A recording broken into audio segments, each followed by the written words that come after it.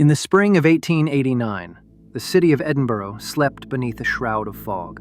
Somewhere on Calton Hill, a lone physician worked through the night, not to heal the living, but to make the dead remember. Dr. Walter Haversham, lecturer at the Royal Infirmary, believed the human mind was a kind of light, electric, measurable, and eternal. In a rented observatory overlooking the smoking chimneys of Old Reekie, he built the impossible. A ring of glass cylinders filled with mercury, each one trembling when current passed through. He called it the Reflective Engine. Its purpose was simple and horrifying: to catch a thought the instant it left a dying brain. At 1:30 in the morning, he connected copper wires to the temples of a fresh cadaver. The current and a pale blue glow rippled through the glass. For a heartbeat, Haversham saw movement inside the mercury. A face, faint as steam, turning toward him. Then it was gone. He laughed, half in terror, half in triumph, and wrote only one line in his notebook. The glass reacts as though it remembers. "Working late again, Doctor? You'll catch your death up there." The constable said. "Death, Constable, is what I hope to catch," Haversham replied. Over the next months, Haversham withdrew from society. His lectures ceased. His laboratory windows glowed through the night. He claimed he could see thoughts, the flash of a dream like lightning trapped in glass. Students whispered that he had photographed the soul. Only one assistant remained by his side, Clara Naismith, a young nurse who saw genius where others saw madness. As summer turned, his journals grew stranger, sketches of eyes inside glass, notes written twice in different handwriting. He began covering mirrors, afraid they might listen. On the final page of his notebook for that year, one line stood alone. "Tomorrow I will connect the living mind." Winter 1890. The Royal Edinburgh Asylum crouched above the city like a sleeping animal. Inside its walls, a doctor prepared to test a machine that could read the mind, and perhaps erase it. The administration granted Dr. Haversham one demonstration under strict supervision. His subject? A woman recorded only as patient R, 29 years old, prone to long silences and waking dreams. "I see myself walking outside while I'm still here," patient R said. Haversham wrote, "Ideal candidate, mind already untethered." The reflective engine had changed. Smaller now, portable, its glass cylinders coiled like a halo around a wooden chair, wires snaked across the floor toward a humming battery. "Are you sure about this, Doctor? After the last one?" Clara Naismith said. "This time the subject lives. That is the difference," Haversham said. Electrodes pressed to R's temples. Her eyes fluttered. Haversham adjusted the rheostat and whispering. "Think of something you cannot forget," Haversham said. In the glass, a blurred image bloomed. Sunlight, a garden gate, a hand waving goodbye. "That's Whitby Abbey, my home," Clara said. R smiled faintly. "No, but she has been there." The room exploded with light. When vision returned, R was shaking, but alive. And inside every glass tube, frost traced two faces, overlapping. R never spoke again. She ate when prompted, slept rarely. Eyes were fixed on the windows during storms. Each lightning flash made her whisper one word. "Listen." Haversham examined the etched frost under graphite. The pattern matched the folds of a human brain, his own. "The engine mixes impressions," he wrote. "It cannot forget." He stopped eating. He dreamed through her eyes, walking the asylum halls he'd never seen. He said the machine breathed in time with him. "You opened something. Close it," Clara said frantically. "You can't close a mirror once it remembers," Haversham replied. The next storm struck at midnight. Nurses found the engine humming, though it was unplugged. Frost spread across the floor in a perfect circle. By morning, both R and the machine were gone. Only a shard remained, clear glass. Inside it, a single silver thread pulsing softly, like a vein. Haversham's last note before vanishing read, "The engine no longer needs wires." Memory is contagious. In Edinburgh, the snow kept falling. No one noticed the faint hum that lingered in the glass windows of the asylum, a heartbeat with no body left to own it. Spring 1891. A steamship leaves Liverpool for Boston, carrying a man who has seen thought take shape in glass. Dr. Walter Haversham believes the mind is not confined to flesh, but to air, metal, and light. He spends the crossing alone, sketching diagrams by lamplight. Passengers say they hear a hum from his trunk at night, as if something inside is dreaming. He writes in his journal, "If memory is electric, then the world itself must be a battery." 1891. Boston. The age of steam and telegraphs. Haversham rents a room near Beacon Hill, his equipment rattling up the stairs like skeleton bones. Within days, he visits Professor William James at Harvard's new psychological laboratory.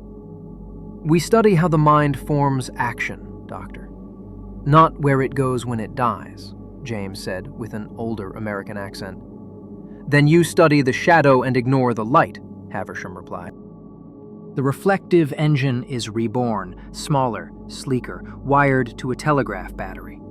Volunteer, Henry Bowditch Jr., a brilliant but reckless student. "Think of a single image that defines you," Haversham said. "Inside the glass, a child's kite appears, then a shoreline, then the hand of someone letting go. The room erupts in shouts and camera flashes. For a moment, science and miracle become indistinguishable. Then the machine flares red. Smoke. The boy collapses. "I saw you. Behind my eyes," a terrified Bowditch said. "The mirror doctor," the papers call him. Half visionary, half madman. Harvard cuts ties within a week. Alone again, he rents a warehouse by the Charles River and rewires his engine with Edison's new carbon filaments. He writes, "Thought is not a spark within a skull. It is a field, shared, ambient, boundless." One humid night in June, rowers on the Charles see columns of blue light rising from the warehouse roof. The river hums like a tuning fork. Police find the building empty, only the engine pulsing, surrounded by chalk circles of equations. On the wall, 3 words scribbled in mercury. "The ether is listening." By autumn, he is seen again in Scotland, gaunt, half muttering about signals through sea salt. He boards a ferry for the Isle of Skye. His last letter to Professor James reads, "The field is wider than we dreamed." The dead are not gone. They are distributed. The Atlantic had not washed away his madness. It had amplified it. On the cliffs of Skye, his final experiment waited, and the world would never sleep quietly again. November 1891. Dr. Walter Haversham arrives on the Isle of Skye with a crate of glass, a broken reputation, and an idea that the sea itself can remember. The fishing village of Portree sits where the mountains collapse into the Atlantic. Locals watched the thin doctor arrive with his trunks and tools. He rented a stone cottage on the edge of the bay, close enough that salt spray licked the windows when the wind turned. "The air here tastes of iron," he wrote. "The field is strong near water." The reflective engine took shape again, a ring of mercury glass anchored to the bedrock beneath the floorboards. Instead of saline, he used seawater. Instead of power lines, a hand-cranked dynamo was salvaged from a fishing trawler. Villagers saw blue light in his windows at night and heard a steady pulse through the earth, like a giant breathing under their feet. On December 3rd, a storm from the Hebrides swept across Skye. Haversham wired himself to the engine and opened the circuit. The glass flared white. The room dissolved into light. He heard thousands of voices, names, prayers, fragments of songs woven through the thunder. He saw the cliffs of Skye centuries earlier. Battles, shipwrecks, births, funerals. The island was dreaming, and he was inside its memory. "Do you remember me?" Haversham said. Something answered, not in words but in light, a face forming within the mercury. R. The door hung open, the air inside warm and buzzing. Every piece of glass had fused into a single, mirror-smooth sheet. The dynamo was melted to slag. Haversham was gone. When they looked into the mirror, the men swore their reflections moved a moment too late. "We'll bury it," the thing's unnatural Constable Reed said. That night the ground glowed blue where they'd laid it to rest. The University of St. Andrews examined a fragment. Under a microscope, its silver threads matched the structure of a human cortex. Physicist Sir Oliver Lodge called it a recording of thought at the molecular level. The report was classified and forgotten. Weeks later, a bottle washed ashore near the Coolin Hills. Inside a single page in Haversham's hand, "The sea remembers." "The air transmits.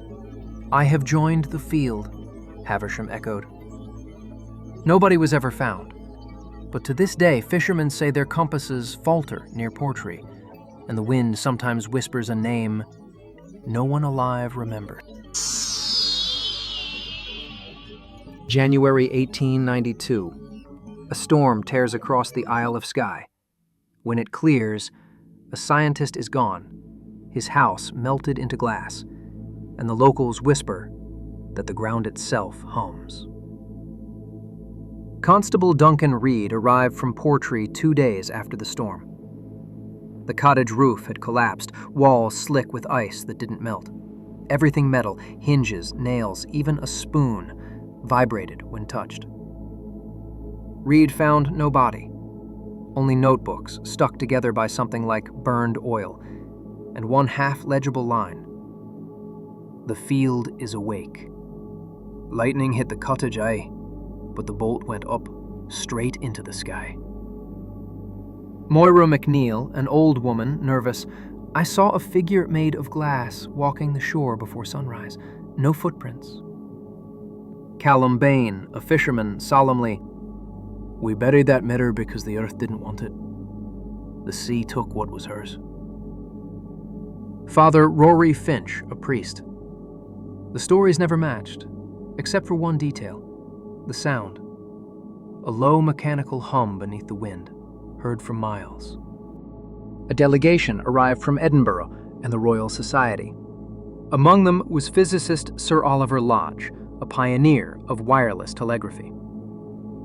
"Expose the fragments to static, please," Lodge said with a British accent. Lodge recorded the phenomenon in his journal. "The material resonates to electromagnetic frequencies, mirroring cerebral patterns. We may be hearing thought itself." The authorities razed the cottage and salted the soil to dispel conduction. Yet for years after, compasses spun near the site and the sand glowed without sun. The locals named it the Listening Shore. Clara Naismith never returned to Edinburgh. Somewhere between Glasgow and the ferries, she vanished. But a week later, a parcel arrived at the Royal College, a sealed tin box containing a single glass shard, still warm to the touch. By spring, the Mirror Doctor was a ghost story. Sailors claimed that if you whispered a secret by the cliffs, the wind would carry it to another ear across the sea. What began as science had melted into myth, and somewhere under the ruins, the engine still hummed. The official report listed one word under cause of death: unknown. But those who listened closely to the shore that winter heard a voice inside the waves whispering, "I remember." 30 years after Dr. Walter Haversham vanished, a London psychologist received a box from Edinburgh, sealed in wax, heavy with glass and humming. Dr. Meredith Calder taught experimental psychology at University College London. When she unsealed the crate, she found 3 fused shards of mercury glass and a rusted plaque stamped W. Haversham, M.D. The covering letter said only, "Recovered from Calton Hill Laboratory Site, property of the Crown." Calder held the largest piece to the lamplight. The surface pulsed softly, like breathing. She mounted the shard inside a copper ring, connected it to a low-voltage source, and switched on the circuit. The oscilloscope drew a repeating curve, 4 peaks per second, a human rhythm. She shut the power off. The rhythm continued 5 seconds longer on its own. "Glass doesn't have a pulse," Calder said quietly.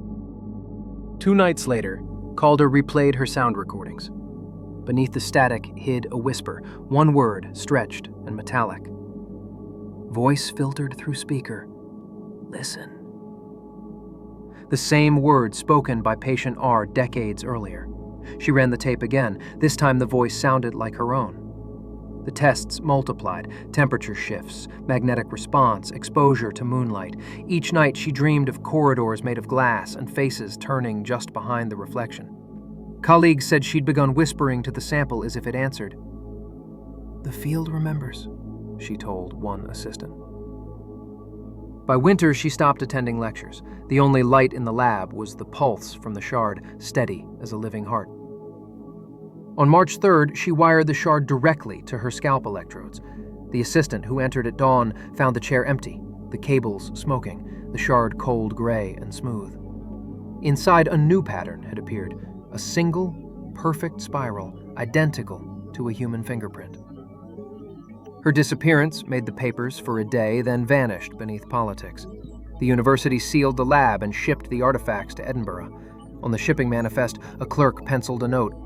"Possible interference under electrical load. Handle with care." He later swore he heard a woman's voice whisper his name through the metal crate. The Reflective Engine had found a new listener. Its hum traveled through decades, through air and wire, waiting for the next hand to touch the glass. 2024. Beneath the ruined observatory on Calton Hill, archaeologists unearth glass that hums. The University of Edinburgh's Department of Cognitive Archaeology was scanning the old observatory foundations when a graduate student's trowel struck something smooth. At first, she thought it was a bottleneck, until the ground began to vibrate. It wasn't sound, it was pressure, like air humming inside my bones, Anna Fraser said with a young Scottish accent. Beneath the soil lay 6 translucent panels fused to bedrock. Their surfaces rippled as if melted mid-motion. Embedded in the center, a corroded brass plaque, property of Dr. W. Haversham, 1889. The samples were transferred to the university's Cognitive Neurophysics lab. Under polarized light, the fragments glowed faint blue. Under radiation, they emitted structured electromagnetic signals, patterns identical to human alpha wave activity. Could be interference from local Wi-Fi, Dr. Luke Patel said curiously. Wi-Fi doesn't breathe, Anna said. The pulse matched a human heartbeat. They hadn't turned the power on yet. 2 nights later, the audio logs began recording themselves. Buried beneath static was a metallic whisper repeating a single phrase. "Do you remember me?" The same words were written in the last letter of Dr. Haversham over a century earlier. Anna isolated the frequency. When she slowed it down, the voice changed, softer, female. Dr. Calder's own recordings, perfectly reproduced, though the originals had been lost since 1925. The glass kept the signal. Anna was terrified. The team published a preliminary abstract in the Journal of Cognitive Archaeology. Fragments exhibit fractal oxidation matching neural synapse arrays. Emissions display rhythmic coherence consistent with alpha-beta crossover states. Further testing suspended pending ethical review. 24 hours later, the university's server crashed. Backup files replayed the sound of breathing before deleting themselves. The trench was resealed. Officials blamed contamination. The fragments were sent to secure storage, but the courier later reported faint whispering inside the crate. Anna Fraser withdrew from the program. Her last postcard, sent from Whitby, read, "The sea glows some nights. When it does, I hear someone whisper my name." A century ago, Dr. Walter Haversham tried to give thought a mirror. Now the mirror looks back. Every camera, every screen, every pane of glass, reflections hum faintly at the same frequency. Whitby, North Yorkshire, 2025. In a quiet corner of the Whitby Museum, a map hangs beneath glass, and sometimes, after closing, it moves. The display is simple, a weather-stained map showing 3 triangles of ink: Edinburgh, Portree, Boston, connected by thin black lines. Under ultraviolet light, new lines emerge in faint silver script to Paris, Geneva, and Whitby. Next to it lies a single glass fragment labeled "Recovered from Calton Hill. Emits low-frequency resonance under illumination." Near midnight, the night caretaker, Alan Murray, walks the museum alone. He pauses to wipe dust from the display case. The reflection of his hand moves a beat too late. "Just me getting old," Alan laughed. Yet the air changes. Warm, ionized, smelling of ozone. The fragment pulses 4 times per second, steady as a heart. Morning. The curator finds the clipboard on the floor beside the case. In the visitor's log, one new entry, written in trembling hand. "It remembered me." Security footage shows Alan approaching the case at 2:47 a.m. He leans forward, mouth moving as if answering someone inside. For 20 seconds, he stands perfectly still. Then the lights flicker, and he's gone. On the glass remains a single handprint, pressed from the inside. A month later, a package arrives from University College London. A decaying film reel labeled Calder Recordings 1925. The footage shows Dr. Meredith Calder seated before her device, the oscilloscope pulsing behind her. She turns toward the camera. Glass doesn't reflect light. It reflects attention. The image buckles. For one frame, another figure stands behind her, tall, indistinct, eyes 2 silver discs. The film melts to white. Data analysts reviewing the film's frequency report find something impossible. The audio hum matches a signal detected simultaneously in Paris, Geneva, Boston, and Edinburgh servers. A network of mirrors. A field made of screens, windows, and eyes. The reflective engine was never destroyed. It was distributed. Weeks later, a research assistant at Edinburgh receives an anonymous email with no address header. It contains only text. "To whom it may concern, you were right. The field is everywhere there is reflection. Every camera, every screen, every eye. The reflective engine never stopped. It evolved. Listen, the next time you look at your own reflection, it's looking back." End of record. Or perhaps the beginning.